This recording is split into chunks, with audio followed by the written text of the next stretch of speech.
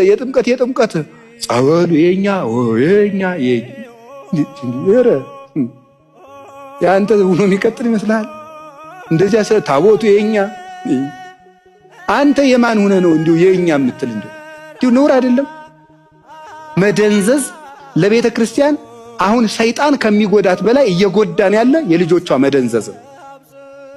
የሚያነቃን ደግሞ ንስሐ ነው፣ ሆይ ሆይታ አይደለም። እንንቃ እና ምን እናድርግ እንደራጅ በማህበር እንደዚህ የሚባል ሆይ ሆይታ አይደለም ለውጥ የሚያመጣው። ከውስጥ የመነጨ ንስሐ ነው። ሰውን የሚያነቃው ንስሐ እንጂ ግርግርታ አይደለም፣ ፉከራ አይደለም። ከልቤ ነው የምነግራችሁ። እንናዳለን ነው የምላችሁ እያልኳችሁ ያል መጀመሪያ እናንተ የክርስቶስ ሁኑ፣ የእግዚአብሔር እንሁን። እውነቴን የእግዚአብሔር እንሁን። የሰይጣን ሆነናል፣ የማናውቀው ሆነናል። የማናውቀው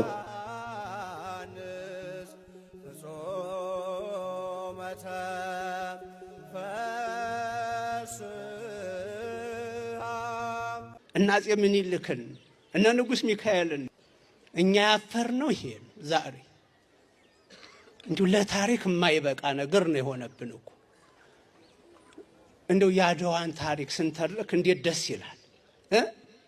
እና አፄ ምኒልክን እነ ንጉሥ ሚካኤልን ሌሎቹን ጀግኖች ሁሉ እያሰብን በምንተርክ ጊዜ እንዴት ሞራል ይሰማል። አሁን እየሆነ ያለውን እንዴት አድርገን ነው የምንጽፈው? እንዴት አድርገን ነው የምንጽፈው? ማንን አጠቃ ብለን ይሆን የምንጽፈው? ኢትዮጵያውያን እንደው ትውልድ ምን ያነብልን ይሆን? ከኛ በኋላ የሚመጣ ትውልድ ምን ያነብ ይሆን?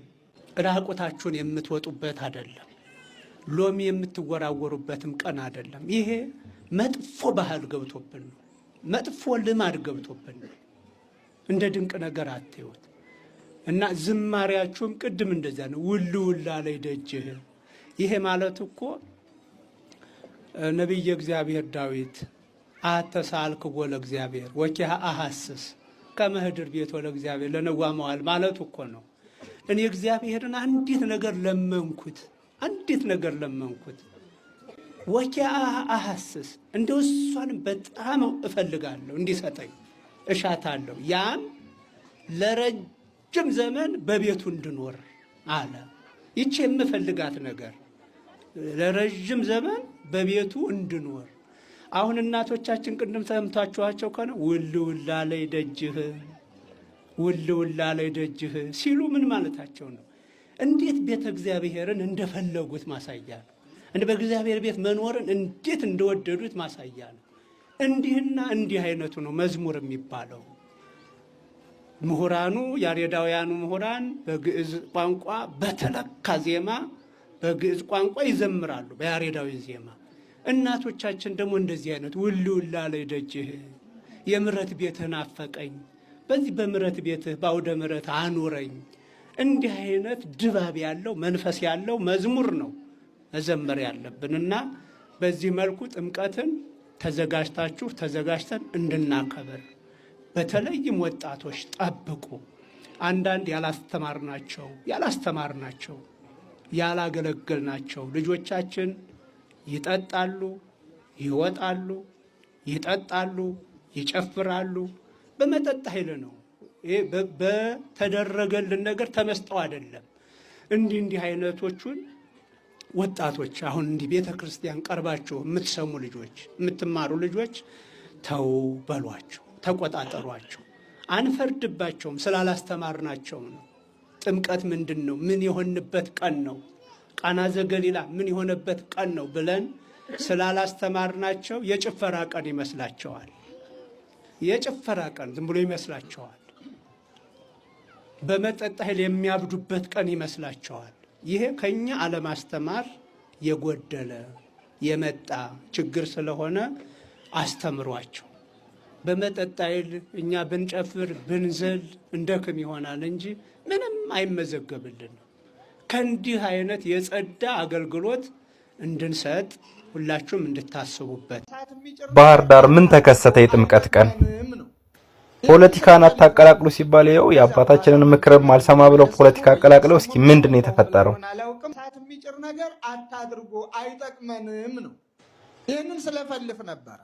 ከዛ በኋላ መንገድ ላይ እንግዲህ ወየሰሙ ወያልሰሙ ምን አገባውን ብለው ይሆን አላውቅም።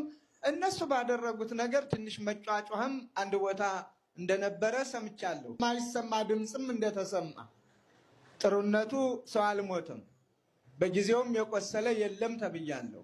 ግን ምን ሲል ተጀምሮ ልጄ በሄደበት ምን ሲል ጩኸት እሰማለሁ አይደል ያለች እናት። ታቦታቱን በምናከብርበት እግዚአብሔርን በምናመሰግንበት ማያስፈልግ ድምፅ መስማት የለብንም። ያዘው ልቀቀው የሚባል ነገርም መፈጠር የለብንም። ለሁሉም ሜዳ አለው፣ ለሁሉም። አሁን ታቦተ ሕጉን ይዘን እግዚአብሔርን እያከበርን ባለንበት የልቅሶ አደባባይ ብናደርገው ምን ይባላል? እዚህ መሰማት ያለበት ድምፅ ዝማሬ፣ ልቅሶ። እስቲ ንገሩኝ ምንድነው? ፈሪሰናዊ ዲያቆን ወደ ምስራቅ ተመልከቱ ይላል ብዙ ጊዜ ውስተ ጽባህ ነጽሩ። አንዳንድ ምዕመናን ወደ ምስራቅ ትዞራላችሁ። ይሁን፣ ዋናው ግን ወደ ምስራቅ ተመልከቱ ማለት ክርስቲያኖች ወደ ምስራቅ መዞራችን እንዳለ ሆኖ እንደምታውቁት ቤተልሔም በምስራቅ ነው የሚሰራው። ደጀ ሰላም በምዕራብ ይሰራል። በመካከሉ ቤተ መቅደሱ ይሰራል። ደጀ ሰላምን የከተማ ሰዎች ብዙ የምታውቁት አይመስለኝም። ደጀ ሰላም ማለት ምግብ ቤት ማለት ነው ብላችሁ ከዚህ ቀደም ነገራችሁኛል። መመገቢያ ነው። እሱ ግን አይደለም። አሁን በአዲስ ኪዳን ደጀ ሰላም ማለት መቁረብ የማይችሉ ሰዎች ቤታቸው ቁርባን አይሄድላቸውም። ቤታቸው ድረስ ቁርባን ሳይሄድ እነሱ ደጀ ሰላም ድረስ መጥተው የሚቆርቡበት፣ ስለ ስጋው ደሙ ቆራቢዎች የሚማሩበት፣ ተክሊል የፈጸሙ ሰዎች ስለ ተክሊል የሚማሩበትና አንዳንድ ጊዜ የተውሶ ቀለበት አለ። ቤተ ክርስቲያን ለድሆች የምትሰጣቸው ቀለበት፣ ያንን ቀለበት ቤተ ክርስቲያን ውስጥ አድርገው እስከ ደጀ ሰላም ይሄዳሉ። ከደጀ ሰላም በኋላ ደግሞ ይመልሳሉ እና ጋብቻ ትምህርትም በዚያው ይማራሉ። ደጀ ሰላም ላይ ድሆችን ታሳቢ ያደረገች ቤተክርስቲያን ናት ማለት ነው። እና አሁን ቀለበት መግዛት የማይችሉ ሰዎች አሉ። በብድር የሚያደርጉ ሰዎች እንደነበሩ አስታውሳለሁ። ገጠር ኢትዮጵያ ላይ መቼም ብዙ ችግር አለና በተውሶ ቀለበት ጋብቻ ቢፈጽሙ አሁን ለነሱ የግድ መዋስ አይጠበቅባቸውም። ቤተክርስቲያኒቱ ማዘጋጀት መቻል የሚመለስ ማለት ነው። ላገባ ሁሉ ቀለበት ገዝታ ሊሆን ስለማይችል ሰፊ ቀለበት እንደውም አንዴ ማህበራዊ ሚዲያ ላይ አይቻለሁ። እዩት ደግሞ የዘመናችን ጉድ። በአንድ ቀለበት ባልና ሚስቱን ጣታቸውን አድርገው እዩት ይጫወቱብናል፣ የማይመጣ ጉድ የለ ብሎ አንዱ ጽሑፍ ጽፎ ነበር። የዚህ ዘመን የማህበራዊ ሚዲያ ትልቁ ችግር ሳያስቡ መናገርን አስለመደ። አስቦ መናገር ነበርቶ የዚህ የማህበራዊ ሚዲያ ትልቁ ተጽዕኖ ግን ለመናገር ሲቸኩል ሰው አያስብም። አስቦ መናገርን አይደለም ተናግሮ ማሰብን ነው ያስለመደ። ያልኩት ገብቷቸው ምን ብሎ ምን ማለት አስለመደን አልኳቸው? ኧረ ተው አላልኩም እንደሱ። ምን አስለመደን አልኳቸው? ተናግሮ ማሰብ። እሱም ጥሩ ነው እኮ ተናግረው ያሰቡም ጥሩ ናቸው፣ ይቅርታ ይላሉ። ግን ስለሚያፍሩ ወይም ደግሞ አንዴ በቃ ቫይራል ስለሆነ ብለው ያንን ማረም ስለሚከብዳቸው በዚያው በቃ ሳያስተባብሉ የሚቀሩ ሰዎች አሉና ትንሽ ማሰብ ትንሽ ነገሮችን ማየት ጥሩ ነበር። እና ነባሩ የቤተ ክርስቲያናችን ስርዓት ይሄ ነበረ። ሰፊ ቀለበት አድርገው ይመጣሉ፣ ይጸለይላቸዋል። ዋናው የልባቸው ቀለበት ነው፣ ዋናው ስጋውና ደሙ ነውና ሲወጡ ግን ገንዘብ ከሌላቸው የግድ ቀለበት የላችሁም፣ ስርዓተ ተክሊል አይፈጸምላችሁም ስለማትል ቤተ ክርስቲያኗ የራሷን ቀለበት ሰታ ሰፊ ቀለበት የሁለቱም ጣት የሚጠለቅበትን ቀለበት አድርጋ ደጀ ሰላም ላይ እንዲመልሱ ታደርጋለች። ጋብቻ ምን እንደሆነ ታስተምራለች። እና ምስራቅ የቤተልሔም መገንቢያ ወይም ደግሞ መሰሪያ ላይ ቤተልሔም የሚሰራበት ስፍራ ነው፣ ይታወቃል። ክርስቶስ የተወለደበት ነው፣ እሱን ያሳያል ምስራቅ። ዛሬ ፊታችሁን ወደ ምስራቅ መለሱ ሲል ነገረ ልደቱን መወለዱን አስቡ፣ ለእናንተ መሞቱን አስቡ፣ ለእናንተ መነሳቱን፣ ለእናንተ ማረጉን፣ ለእናንተ ዳግም የሚመጣ መሆኑን አስቡ ማለት ነው። ወደ ምስራቅ ተመልከቱ ማለት ከሐሳብ ጋር ነው እንጂ ከአቅጣጫ ጋር እንዲህ ማለት አይደለም። ግን እንዳልኳችሁ ወደ ምስራቅ ዞረን መጸለያችንም ጥሩ ነው። እንትና አሁን ወደ ሰሜን መሰለኝ ይዞርት አይደለም ወደ ሰሜን የሚዞሩ አሉ። እሱ እንግዲህ በራሳቸው ሃይማኖት የሚያስቡት የሚያገናኙት የራሳቸው ነገር አለ። አጀንዳችን አይደለም፣ ወደዛ እንሄድ። የኛ ምስራቅ ደግሞ ክርስቶስ መወለዱን በአጠቃላይ ክርስቶስ ከተወለደበት ታሪክ አንስቶ ዳግም እስከሚመጣበት ጊዜ ያለውን ታሪክ የያዘው ይህ የክርስቶስ ታሪክ ነው። ምስራቅ ወደ ምስራቅ ተመልከቱ ሲል ዲያቆን ይህን ሁሉ ነው የምናስበውና ፊታችን ወደ ምስራቅ ይዞራል ለጸሎት ስንቆም። በሌላ መልኩ አንዳንድ አባቶች ይህንን እኛ የምንጠቀመውን አቅጣጫ ላይጠቀሙ ይችላሉ። አንድ ታሪክ ልንገራችሁ። እኛ መደበኛውን ስርዓት ይዘን ስለምንጸልይ ቤተ መቅደሳችን ሳይቀር ፊታችን ወደ ምስራቅ እንድንዞር የሚያደርግ ነው፣ ወደ ምዕራብ አይደለም። በሁሉም ግን ክርስቶስ አምላካችን እግዚአብሔር አለ የለም? ለምንድን ነው ታዲያ እኛ ወደ ምስራቅ የምንዞረው?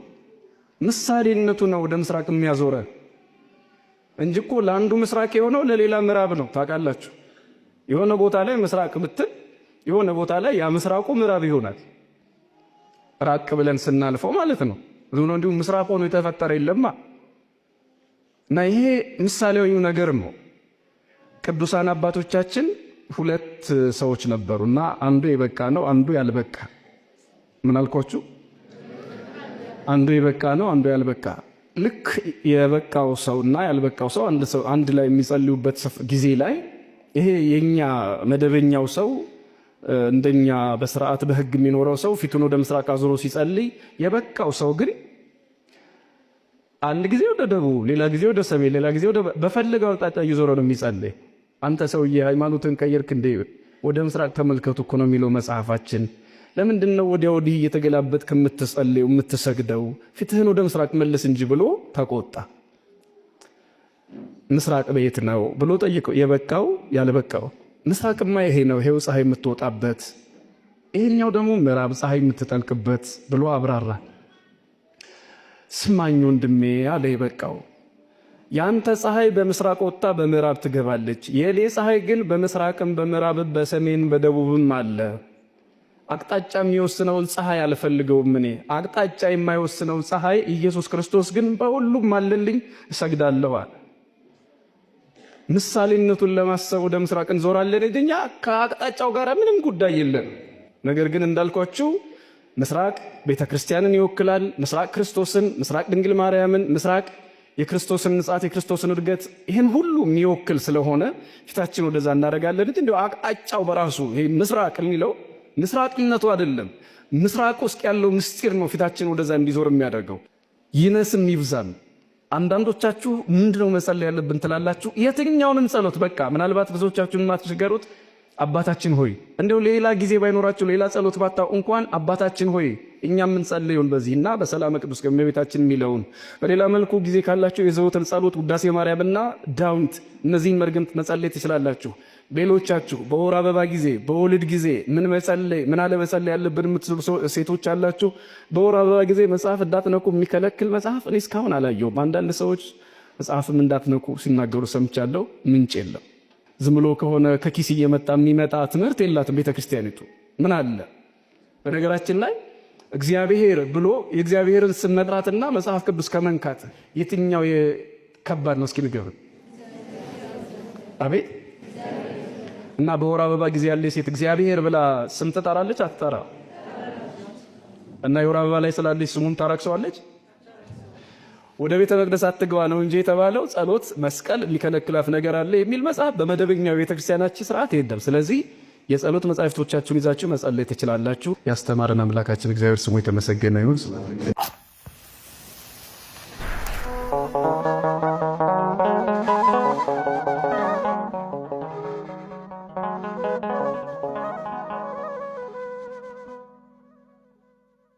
በጎንደር የጥምቀት በዓል አከባበር ተቃውሞ ገጠመው። በዚህ ሰዓት ሰበር የተባለ መረጃ ከወደ ጎንደር እየተሰማ ይገኛል።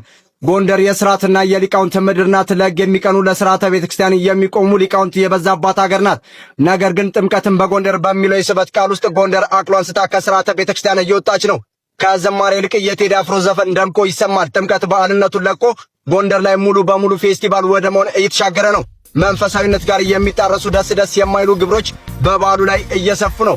የዚህ መከራ ጫፍ ደግሞ ጎንደር ላይ ብቻ አያቆምም፣ ቅድስት ቤተክርስቲያንንም ጭምር ለነቀፌታ ይዳርጋል። ማንም የዓለማዊነት ፍላጎትን ለመወጣት ጥምቀትን በጎንደር የሚል ጥቅስ እንደ መለያ ይዞ ለስጋዊ መሻቱ ቤተክርስቲያንን መገልገያ አድርጎ መሄድ የለበትም።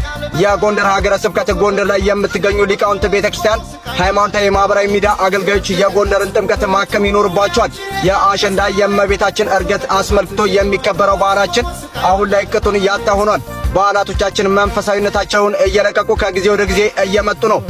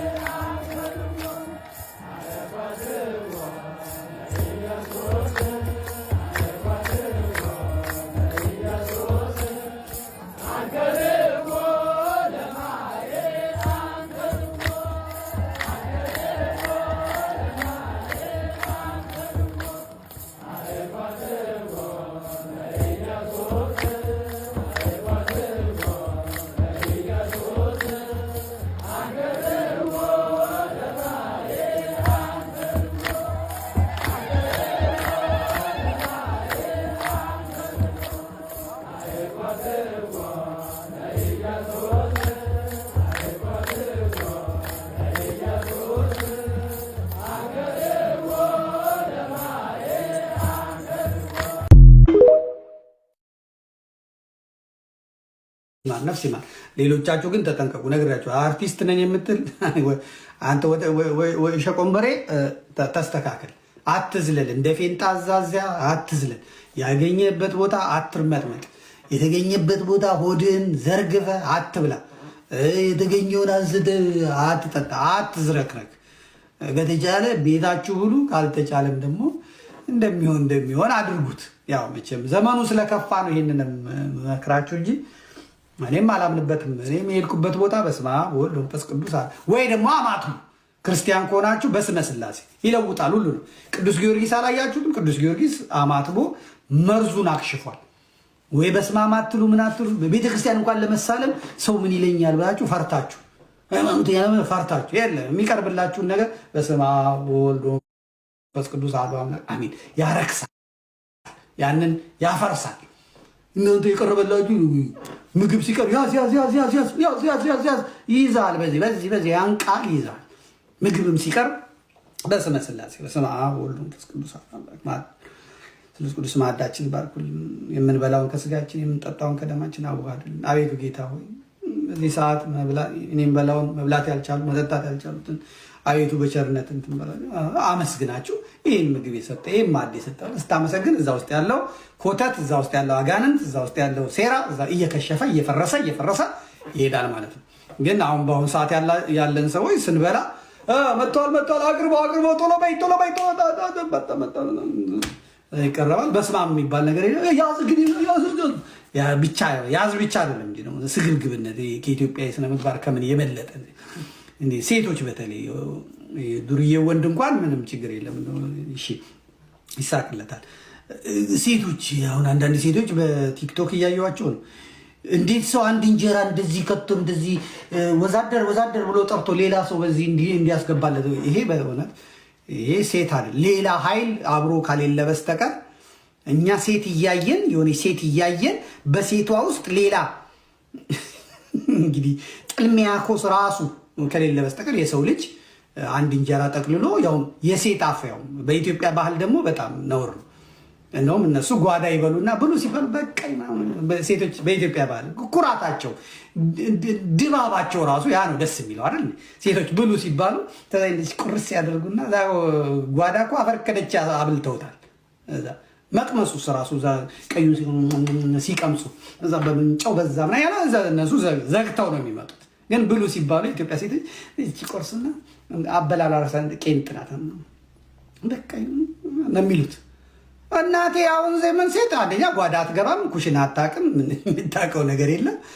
በእውነቱ በጣም ኢትዮጵያ ውስጥ በጣም የሚያስፈራ በዓል ማለት ጥምቀት ነው። እንኳን ለሌላ ለሀገር የሚያስፈራ በዓል ታውቃላችሁ። እኔ በጣም በብዙ ነገር ሳስብ አዝናለሁ። በጣም ነው የሚያስፈራ ጥምቀት።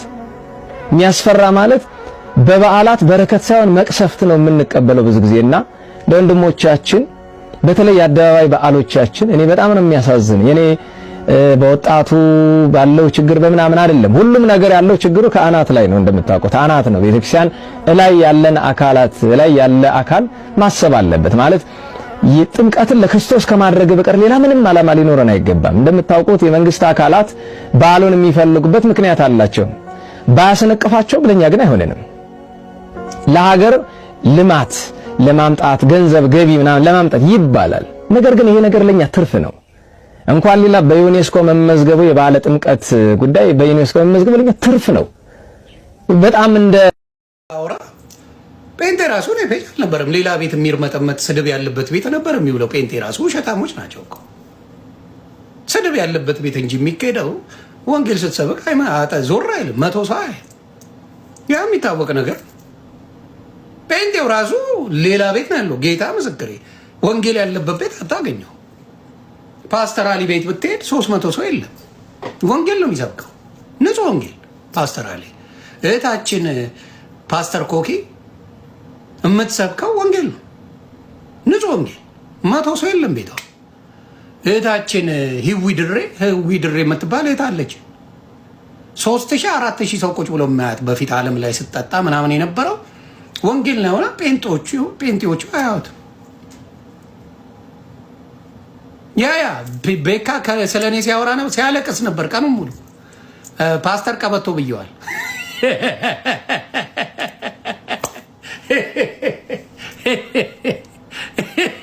ጴንጤው ራሱ ወንጌል ፈላጊ አይደለም፣ አስመሳይ እንጂ ፈላጊ አይደለም።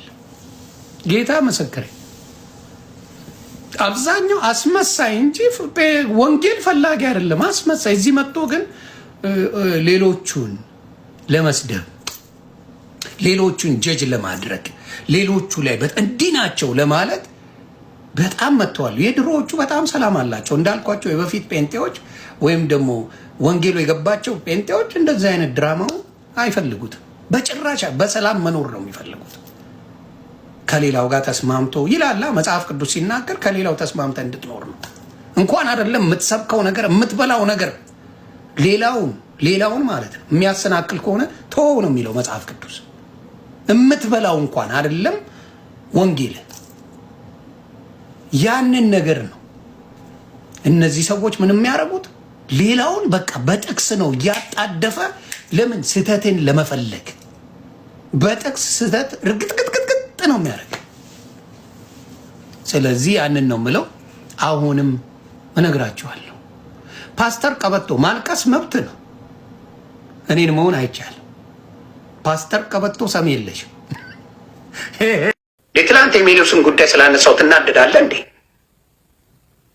ሜሎስ በጣም ወንጌላዊ ነው ትለኛለህ።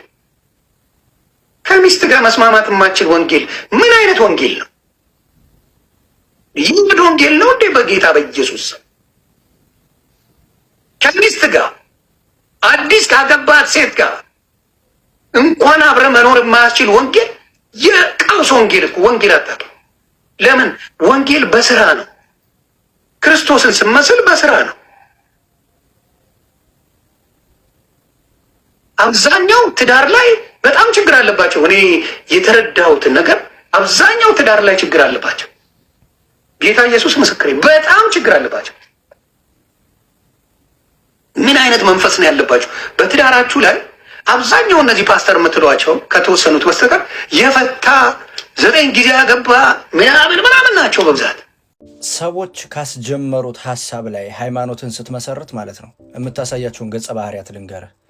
ምሳሌ የሆናችሁ ዘንድ በዚህ ሰሞን የተለየን ወንድማችን አርቲስት ነፃነት ወርቅነህ፣ በዚህ አጋጣሚ ነፍስህ በአጸደ ገነት ትረፍ። አምላካችን መድኃኒታችን ኢየሱስ ክርስቶስ የምህረት አይኖቹን በአንተ ላይ ያድርግ፣ ከአባቶቻችን እቅፍ ያስቀምጥ ብያለሁ። ወዳጆቹ፣ ዘመዶቹ፣ አድናቂዎቹ መጽናናትን እመኛለሁ። ወደ ጉዳይ ስገባ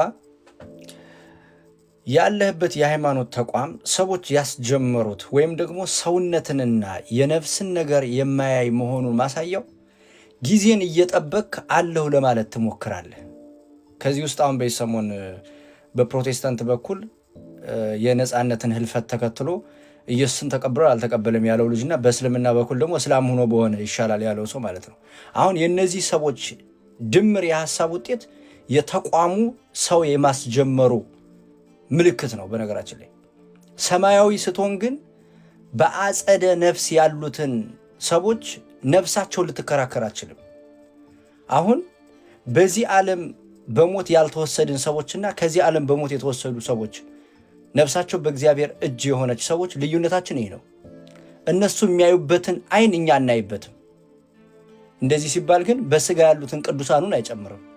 በስጋ እየተመላለሱም በንጽህናቸው በእግዚአብሔር ፊት ባገኙት ጸጋ በሞገሳቸው ምክንያት ሚስጥራትን የሚያዩ አሉ፣ በስጋም እየተመላለሱ። አሁን ማወራው ከኔና ካንተ ከኃጢአተኛው ጋር ነው፣ በስጋ ከምንመላለሰው ጋር። እስልምናው እንዳለ ሆኖ ፕሮቴስታንቱ ግን ያው መጽሐፍ ቅዱስ ስለሚካፈል ማለት ነው።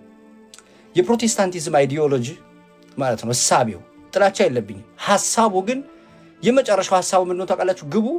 ምክንያቱም ፕሮቴስታንትን አስጀምረው መጨረሻ ላይ ግባቸው ምን ሆነ ወይም የመጨረሻው ሪዛልታቸው ምንድን ነው ተብሎ ሲታይ ቸርቹ መዘጋት ነው። በቃ እንዲያውም ኤግዚስት አላደረገም እስከ ማለት ነው የሚደርሱት፣ የሚያመልኩትን አምላክ ማለት ነው። እና መጽሐፍ ቅዱስን እየጠቀሰ ዲያብሎስ ሊሰራው የማይችለው ስራ እንድትሰራ ነው የሚያደርግ። እውነት ነው ይሄ።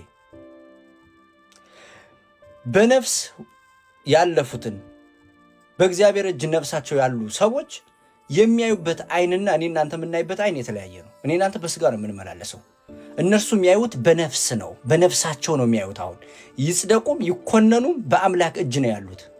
እነርሱን ስትካሰስ ወይም ስለ እነርሱ ስትናገር በጣም ጥንቃቄ ማድረግ አለብህ። ምክንያቱም ስጋ ቢለብሱ ኑሮ መልስ ይሰጡሃል በአንተ አእምሮ በአንተ ልክ ስለሚያስቡ። አሁን ግን ነፍሳቸው ጋር ነው የምትከራከረው። ፕሮቴስታንቲዝምን አይዲዮሎጂውን ተቀብለህ ይህን ጉዳይ ማራገብ ስትጀምር ለክርስቶስ የተቆረቆርክ ይመስልሃል። ክርስቶስ የሚጸየፈውን ስራ ግን ስትሰራ ትገኛለህ። ገብቶሃል አባባሌ? እነዚህን ሰዎች ነፍሳቸው በእግዚአብሔር እጅ ያሉት ሰዎች የሚያዩበት አይንና የኛ አይን የተለያየ ነው። ይጽደቁም ይኮነኑም በአምላክ እጅ ነው ያሉት። የሚያዩት በነፍስ ነው እንጂ በስጋ አይደለም። ልዩነቱ ይህ ነው። እና ሰዎች ያስጀመሯቸው ተቋማት ላይ ሃይማኖትን ስትመሰርት እንዲህ ትዘግጣለህ። እንደው ዝም አይቼ ማለፍ ስላልቻልኩ ነው እንደዚህ የምለው። እና ይብላኝላችሁ ለማለት ነው። አስተውሉ ግን ኦርቶዶክሳውያን፣ ኦኬ አስተውሉ። ፕሮቴስታንቲዝም በክርስቶስ የፍርድ ወንበር ቁጭ ብሎ ይፈርዳል። የጭካኔው ጥግ ማለት ነው። ምክንያቱም የሚፈርድለት አምላክ የለውም። ባጭሩ የሚፈርደው ራሱ ነው። አባባል የገባችሁ ራሱ ነው የሚፈርደው። ፈጽሞ በክርስቶስ ፊት ቆሞ እኔ ነኝ አምላክ እንደማለት ነው። በነገራችን ላይ የኛ አስተምሮ ለዛ ነው ድነናል፣ እየዳን ነው፣ እንድናለን የምንለው። ሁሉ ነገር የእርሱ ነው። በእርሱ ስራ መግባት አይቻልም። ክርስቶስ ለፍርድ ሲመጣ ደግሞ የሚጠይቃቸው ጥያቄዎች አሉ አይደል? በጣም ብዙ ጥያቄዎች። እነዛን ጥያቄዎች ይዘህ ቀርበህ ነው ወይም ፈጽመህ ስትገኝ ነው የምትጸድቀው። ለፍርድ ለምን ታዲያ ይመጣል? ድኛለሁ ብሎ ፈጽሞ ያስቀምጥና ራሱ አምላክ ሆኖ ይመጣል። የፕሮቴስታንቲዝም ሐሳብ ይሄ ነው። ያው በጥልቀት ማብራራቱ ይጠይቃል፣ ግን እንደው በአጠቃላይ እንደው እንደዚህ ነው ጀነራሊ ማለት ነውና እንደዚህ ጨካኝ ከመሆን ይሰውራችሁ ለማለት ነው። ጤና ይስጥልኝ። ራያ ሀገረ ስብከት መንበራቸው እንዲተዘግተው ነው ያከረመው። ታቦታቱ ከመንበራቸው አልወጡም፣ ታሽገዋል። በራያ ሀገረ ስብከት ያው አንድ ቤተክርስቲያን አንድ ታቦት ከመንበሩ አልወጣም። ያው ቤተክርስቲያኖች የሀገረ ስብከቱ ሊቀ ጳጳስ የቅዱስ ሲኖዶስ ዋና ጸሐፊ ናቸው።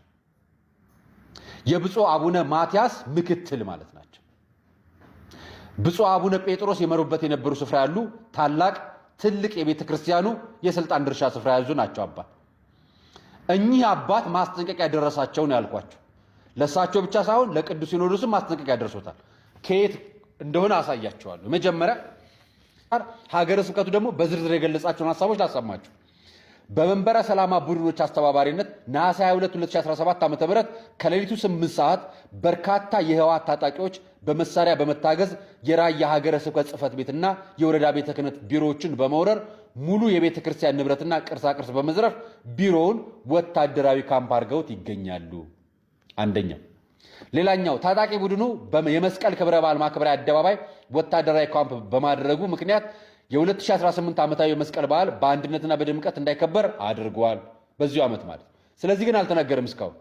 ሶስተኛ የሀገረ ስብከትና የወረዳ ቤተ ክህነቱ ቢሮዎች በህገወጥ ቡድኑ መያዣነት በመያዛቸው ምክንያት ህጋዊ ሀገረ ስብከታችን ሌላ ቢሮ ተከራይቶ እየሰራ ባለበት ወቅት ታጣቂዎችን ወደ ቢሮአችን በመላክ ከስራ ገበታችን በማፈናቀል መንፈሳዊ አስተዳደራዊ አገልግሎቶችን እንደናከናውን ተስተጓጉሎናል።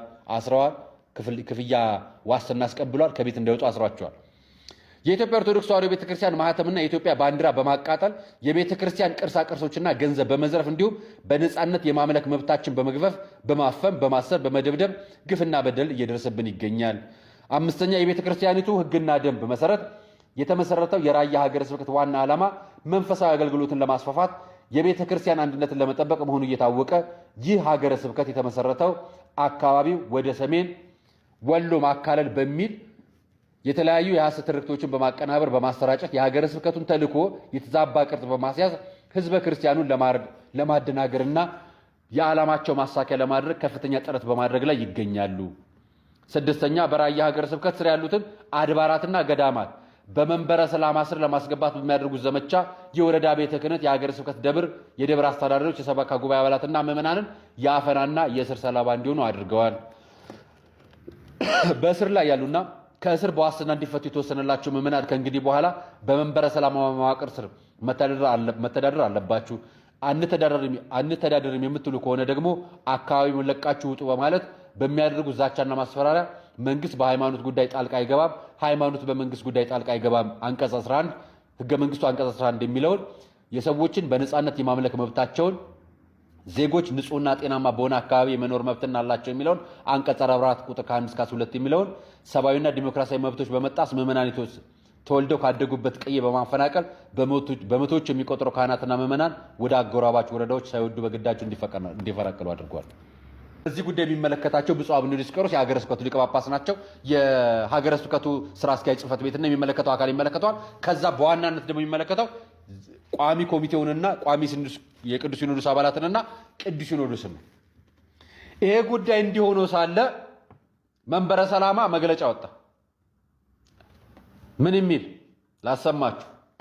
ኣብ ወፃእን ውሽጢ ዓድን ዘላ ናይ ኢትዮጵያ ኦርቶዶክስ ተዋህዶ ቤተክርስቲያን ኣብ ልዕሊ ኦርቶዶክስ ተዋህዶ ቤተክርስቲያን ትግራይ ትገብሮ ዘላ ጣልቃ ምእታው ጠጠው ንክተብል እናፀዋዕና ካብዚ ዓንቃፍን ክርስቲያናውን ዝኾነ ተግባር እንተዘይተዓቂባ ግና ከቢድ ቀኖናዊ ውሳኔ ከምንወስድ እንገልጽ። በውጭም በውስጥም ያለች የኢትዮጵያ ኦርቶዶክስ ተዋሕዶ ቤተክርስቲያን በትግራይ ኦርቶዶክስ ቤተክርስቲያን ላይ የምታደርገውን ጣልቃ ገብነት እንድታቆም ጥሪ እያደረግን ከዚህ እንቅፋት ክርስቲያናዊ ተግባር የማትቆጠብ ከሆነ ግን ከባድ ቀኖናዊ ውሳኔ እንወስናለን ተብላችኋል። የተወገዘው መንበር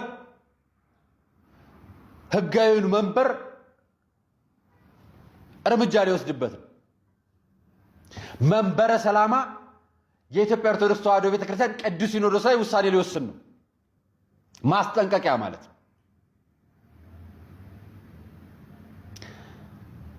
ወንጀለኛው ዳኛው ላይ ሲፈርድ እንደማለት ነው። ወንጀለኛው ችሎቱ ላይ ሲፈርድ እንደማለት ነው።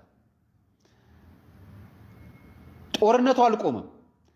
እኛ ጋር የምንነግራችሁ የኢትዮጵያ ኦርቶዶክስ ተዋሕዶ ቤተክርስቲያን ብፁዓን አባቶች፣ ትግራይም የሚገኙ አባቶች በጦርነቱ ጊዜ ሁለታችሁም ጋር ስታችኋል። ሁለቱም ጋር ስተት አለ። መንበረ ሰላማ ውስጥ ያላችሁ አባቶችም እርጉም ኢትዮጵያ የሚል ቃል ስትናገሩ እናውቃለን። ጦርነት ላይ አፕል ስታድሩ እናውቃለን። እዚህ ያላችሁ አባቶችም ወታደር ስትባርኩ በገንዘብ ስትደግፉ ሰምተናል፣ በማስረጃም አይተናል። ሀገር ለመውረር ሀገር ለማፍረስ የሚል አጀንዳዎች ከፖለቲከኞቹ ተረክባችሁ እናንተም ከህዋት መንበረ ሰላም ያላችሁት እዚህም ያላችሁት ከፌዴራል መንግስቱ ጋር በነበረው ነገር የነበራችሁን ቅርበት አያይዛችሁ ሁለታችሁም ጋር ጥፋት አለ። የተሰቃየነው ግን እኛ ነን። የተሰቃየው ምዕመኑ ነው። በታቦት ለመባረክ የጓጓው ህዝብ በጥምቀት በዓል ታቦት እንዳይወጣ ታሽጎበት ተከለከለ። የከለከለው ካህን አይደለም፣ የከለከለው ፖለቲካ ነው።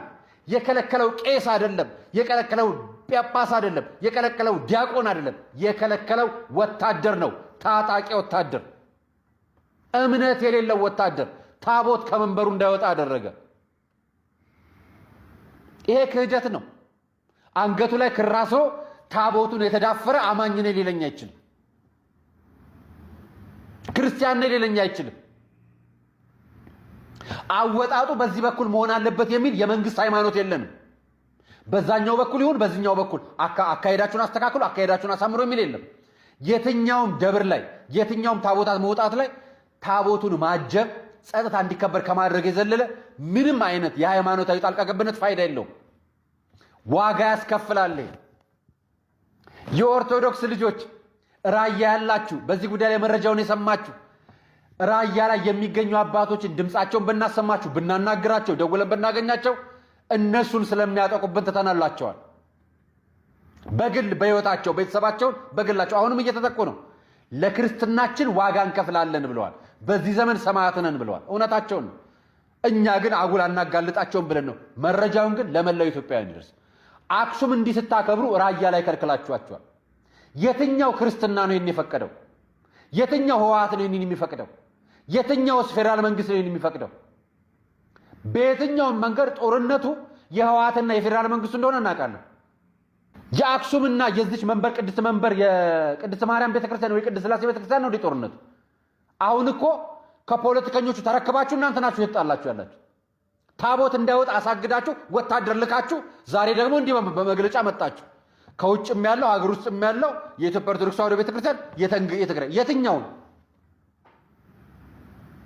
እናንተ አክብሩ፣ ሌላው ከእምነት ውጭ ይሁን። ዋናው ጦርነቱ በጳጳስ የሚመራ ሃይማኖት አልባ ሀገር መፍጠር ነው አይደለም? ጀመራችሁት ራያ ላይ። እውነቱ ይሄ ነው። እኛ የምናውቀው የሚታየን እውነት ይሄ ነው። ራያ ላይ ሃይማኖት አልባ ህዝብ ለመፍጠር እየተሰራ ነው። የሚሰራውን በጳጳሳትና በወታደር መሪነት ነው። ጳጳሳቶቹ መንበረ ሰላማ ይባላሉ፣ መሪዎቹ ደግሞ የህወሓት ወታደሮች ናቸው የሚለው መግለጫ ይኸው እየሰማን ነው። እኛ ከሃይማኖታችን ነው ከፖለቲካና ከስልጣናችሁ ጋር አይመለከተንም። ህወሓቶችንም የህወሓትንም ወታደር አይመለከተንም። እሱን ከመንግስት ጋርና ከፌዴራል መንግስትና ከብልጽግና ጋር ተደራድሩ። እኛ የምንፈልገው ቤተ ክርስቲያናችንን ክፈቱልን፣ ካህናቱም ወደ መንበራቸው ይግቡ። አንዲት ቤተ ክርስቲያን፣ አንድ ሲኖዶስ፣ አንድ ፓትርያርክ ነው ያለን። ዛሬም እንፈተናለን፣ እንወድቃለን፣ እንነሳለን። እግዚአብሔር ግን ይችን ቤተ ክርስቲያን ንጹህ ያረጋታል። በፖለቲካ ካባ የተሾመ ጳጳስ ቤተ ክርስቲያን አይመራም፣ ያነጻታል። በፖለቲካ ካባ የተሾማችሁ በቋንቋና በዘር የተሾማችሁ ነገችን ነገር ልታመጡ ያሰባችሁ እዛም እዚህም ላላችሁ አባቶቻችን ህዝቡ ነው የሚነግራችሁ። ውረዱልን፣ ውጡልን፣ ሂዱ ገዳም ግቡልን እያላችሁ እናንተ ገዳም ግቡ፣ ሰላም እንሆናለን። በአሁኑ ሰዓት ከሩሲያ ሰበር መረጃ ተሰምቷል። ሩሲያ የሰይጣንን አምልኮን በአክራሪነት ፈረጃ አገደች። የሩሲያ ጠቅላይ ፍርድ ቤት የሰይጣንን አምልኮና ዓለም አቀፍ የሰይጣንን አምላኪዎች ንቅናቄ በአክራሪነት በመፈረጅ በመላው ሀገሪቱ ምንም አይነት እንቅስቃሴ እንዲያደርጉ ሙሉ በሙሉ ማገዱን አስታወቀ። ኦርቶዶክስ በዓል ብቻ ሊሆን የሚገባ አይደለም። በኢትዮጵያ ታሪኩ ኦርቶዶክስ ከግዕዝ ወደ አማርኛ አልተረጎመች ከመጀመሪያው ነው ማለት የኛ ቤተክርስቲያን ናት ወደ አማርኛ ተረጎሙት። ቀን የሰጠው ቅል ድንጋይ ይሰብራል ማለት ይሄ ነው። ይህ አይነት እንግዲህ ጠማማ ታሪክ የሚተርኩ ጠማማ ሰዎች በኢትዮጵያ እጅግ በጣም በርካታ ናቸው። ያው እንግዲህ ይቅርታ ጠማማ ያልኩበትን ምክንያት የምትረዱ ይመስለኛል። ታሪክ አጣመው ነው የሚናገሩት። ስለዚህ ጠማማ ብላቸው ስድብ አይሆንብኝም። ከዛ ውጭ ግን እነዚህ ሰዎች የራሳቸው የሆነ ማንነት የሌላቸው ዘረኛ፣ ብሔርተኛ፣ ጎጠኞች ናቸው። በነገራችን ላይ እነዚህ ዘረኛ፣ ብሔርተኛ፣ ጎጠኛ፣ መንደርተኛ ይሄ ምንድነው የበታችነት ስሜት ያጠቃቸው ቪክቲማይዝድ የሆኑ ይሄ ኢንፌሪቲ ኮምፕሌክስ የሚባል የበታችነት ስሜት በጣም ያጠቃቸው ሰዎች ናቸው እና ጊዜ ስለሰጣቸው ይናገራሉ። አሁን የሚናገሩበት ሰዓታቸው ነው። በነገራችን ታሪክ ለማጣመም ምቹ ጊዜ አሁን ነው። ስለዚህ እንደፈለጉ ይናገራሉ ማለት ነው። ለመሆኑ ምን ምን ጉዳዮችን ተናገሩ? ይኸው አሰማችኋለሁ፣ ስሙት። የኦርቶዶክስ በዓል ብቻ ሊሆን የሚገባ አይደለም። ፕሮቴስታንት ቸርች ሆኖ ቅዱስ ጊዮርጊስ ቸርች። አዎ ስሙ ቅዱስ ጊዮርጊስ ቸርች ነው። ኦርቶዶክሳውያን እግዚአብሔርን መንግስት ይወርሳሉ ብሎ ያምናሉ። አዎ ድናል የሚል እምነት ነው ያለ። ለ70 ዓመት ይነገር ነበር ኦሮምኛ ቋንቋ በጎንደር። አዎ 78 ዓመታት ያህል መግባቢያ ሆኖ ነበር። አብዛኛው ሰው ኦርቶዶክስ መጽሐፍ ቅዱስ ተርጉማ ይላል። ኦርቶዶክስ ከግዕዝ ወደ አማርኛ አልተረጎመች ከመጀመሪያው ነው ማለት የኛ ቤተክርስቲያን ናት ወደ አማርኛ ተረጎሙት። ቅዱስ ያሬድ ኦሮሞ ናቸው። አዎ የመደባይ ኦሮሞ ናቸው። ትግራይ ውስጥ ኦሮሞዎች ነበሩ፣ ባለቤቶቹ ማለት ነው። የኩሽ ህዝቦች መኖሪያ ነበረ። ይሄ ውሸት ውሸት ውሸት። መቀሌ ነው፣ መገንጠያ ነው። አድግራት ደግሞ አድጋራ፣ አክሱም ደግሞ አከሱማ ነው። የአክሱም የልጁ ስም ነው። ደሴም እንደዛው ነው። ደሴ ምን ማለት ነው? ደሴ ማለት ወለደች ማለት ነው። ዮሴፍም እኮ እዛ ማርያምን ይዞ ሲሸሽ ወደ ግብፅ የአማር ሰራዊት ነው የጠበቀው። እዛ ኢትዮጵያን ነበሩ። የኢትዮጵያን ሰራዊቶች ናቸው። ከነመራ ማለት በኦሮምኛ ይሄ ሁሉ እንደማለት ነው። ስለዚህ አስመራ የሚለው ቃል ኦሮምኛ ነው፣ የኦሮምኛ ቃል ነው። አማርኛ ደግሞ የሆነ ብሔረሰብ ቋንቋ ምናምን አይደለም። ራሳቸው 9ኛው ክፍለ ዘመን የፈጠሩት የስራ ቋንቋ ነው። በሰጠናቸው ስንዴ ጠግበው መልሰው ይሰድቡናል ይላሉ እርሶ። አሁን ብዙ ሰው አቋሞት የቱ ጋር እንደሆነ ግራ ይገባዋል። መካነ ኢየሱስ ደግሞ ይሄ አሁንም ወደ 5 ሚሊዮን ምዕመን እሷ ጋር አለነኛ እሱ እንዲነሳ አትፈልግም። እንደ ጦር ነው የምትፈራው። መለስ ዜናዊ ፕሬዝደንት ግርማ ወልደ ጊዮርጊስን የሾመበት ሁኔታ አሁን ኦሮሞ ጥያቄ እንዳያነሳ የነጋሶ ቦታ ፕሬዝደንት ግርማን አመጡ። ፕሬዝደንት ግርማ መግለጫ ለመናገር እንኳን ይጨንቃቸዋል። ቆሞም ያነብሰው ስንት ኦሮሞ አለ? ለምን እሳቸው መምረጥ አስፈለገ?